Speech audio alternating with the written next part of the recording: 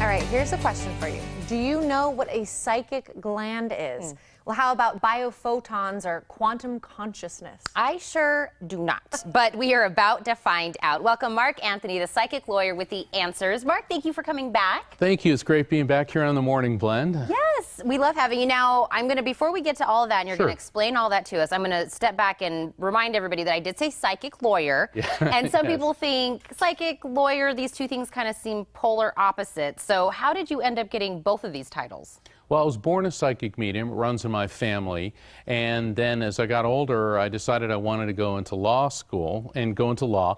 And then it got to the point where it was a calling, to where I needed to use this ability that I have to communicate with spirits to help people cope with the death of a loved one. And so through my work as an attorney, I specialized in head injury litigation when I was engaged in personal injury. And through my work with the human brain and understanding the functioning of it, I found out about the pineal gland, which is, as you were talking about on the intro, the mysterious psychic gland. Okay. So everybody has the ability to have a psychic experience. We all have the same apparatus. This is so fascinating. So your work as a lawyer got you interested in brain function. Yes. And so now we're talking about the psychic gland, and you're saying anybody has, because I was saying on commercial break, I feel like sometimes I could be psychic. Like I just have like a little something very randomly here and there, but tell us more about that. Exactly. Behind the center of our forehead, about 4 inches. Either of you ever do yoga? Yeah. She's a yogi. Okay, third eye, the third eye chakra. Well, the Hindus figured out centuries ago the locations of the 7 chakras in our body correspond to the locations of the endocrine glands.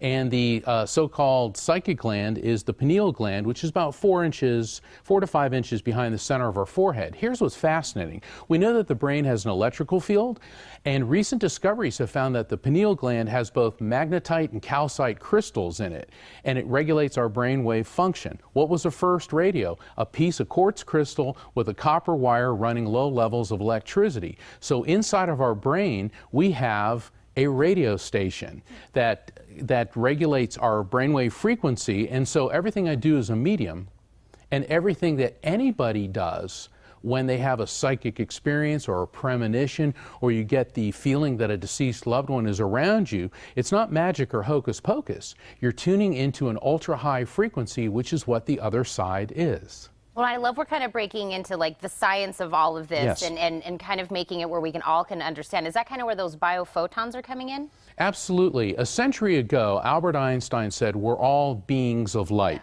And Einstein said that there is no matter, that it's all about frequency that vibrates at different levels. Now that sounds all kind of far-fetched, but recently in Russia and then at Oxford and now at the University of Arizona, doctors have found that our cells communicate through flashes of light. So if you drop a bowling ball on your foot, it immediately hurts. And doctors have wondered for decades, how can the information get from your foot to your brain so quickly? What biophotons are, every single one of our cells emits low flashes of light. So our body's like a matrix, and it communicates at light speed because we know from quantum physics, from Albert Einstein and Feynman and Stephen Hawking and all the other Heisenberg, that light contains energy and information. So biophotons are light. Now here's what's fascinating. Every great spiritual teacher, from Krishna in India 5,000 years ago, through Moses talking to the burning bush to the light, through Buddha, through Jesus, through Muhammad, through Lao Tzu, through Billy Graham, through Gandhi, all the way up to Pope Francis, to all of our great Christian and interfaith ministers around the world, have all depicted God and described God in terms of light. And when people that have near-death experiences, where their consciousness leaves their body, crosses into the light, and talks about the intelligence and the love that is the light, what we're finding is that same light is within our cells. Everything, our entire planet, our life, exists upon light. Wow, this is incredible. And I know we're quickly running out of time, and I really want to talk about quickly your book, because anybody who's interested in kind of communicating with spirits, in your book you reference interdimensional communication. So quickly touch on that.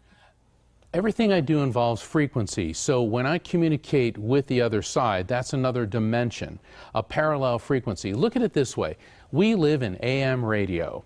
We use frequency, we use vibration, we use energy, and the other side, the spirit realm, if you will, is FM radio. So let's say you're driving down the interstate listening to your favorite AM radio station and suddenly an FM station overlaps it. Happens to everybody. Well, that's what happens in spirit communication. The pineal gland in our brain is able to elevate our brainwave frequency. A spirit is aware of that and aligns his or her frequency to that. You get a frequency match. And that's why people who have dreams where a deceased loved one comes and speaks with them and gives you and the contact experience has a beginning, a middle, and an end, and it feels real and genuine. It's because it is. It's just that the pineal gland goes into that phase in the deeper levels of sleep. Mark, this is all so fascinating. I feel like we could talk to you for 20 minutes and it still wouldn't be enough. So we're going to make sure everybody knows how to get your book. And also they can meet you while you're in town, get a book signing, and ask you their own questions, which I think is great. I'm going to give them all of that now. I just want to say thank you so much for joining us. It's always a pleasure being back in Tucson and being on the Morning Blend. I look forward to returning. Well, we'll see you next time. Thank you. And you can attend an evening of spirit communication and healing tonight at 7 p.m. at Unity of Tucson Church at 3617 North Camino Blanco. For tickets and more information, call 577-3300. The Sedona Spring Symposium will take place the 9th through the 11th. And for more details, you can log on to evidenceofeternity.com.